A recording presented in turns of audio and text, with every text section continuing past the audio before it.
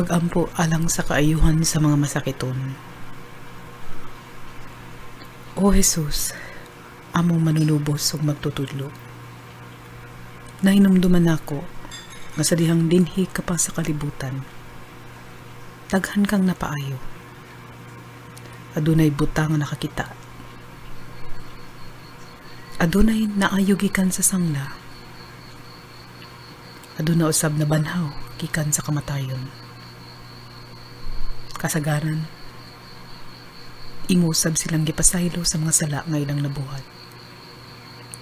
Sa samang kahimtang mudangop ako kanimo, Jesus. Aduna ko'y mga balatian sa akong lawas. Ug mga suliran nga nagahasol sa akong alimpatakan. Tabangi ako, Jesus, nga makalingkawas gikan nining mga pagsulay. Gikan niya ning mga sakit nga akong gibati sa akong lawas, sa akong hunahuna, sa akong kasing-kasing. Pasaylo ako kung ako nakalapas sa di pag-amping sa akong buhing lawas. Nasayod ako nga wala imposible din kanimo. Ug nang hinaot ako nga ayuhon mo ako sa akong mga sakit. Ako sabli ampo nga lig-unon mo ako gikan sa akong kasing-kasing ug sa akong hunahuna. Taliwala sa mga kalisod ug uban pang pagsulay. Dili na ko kaya sulbaron kining mga problema nga mag-inusara.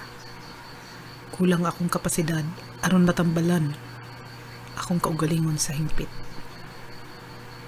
Na kung sa kalibutan ang akong sakit wala na'y kaayuhan, tagpabilin akong maluumon nga kanimo mawagtang kining tanan.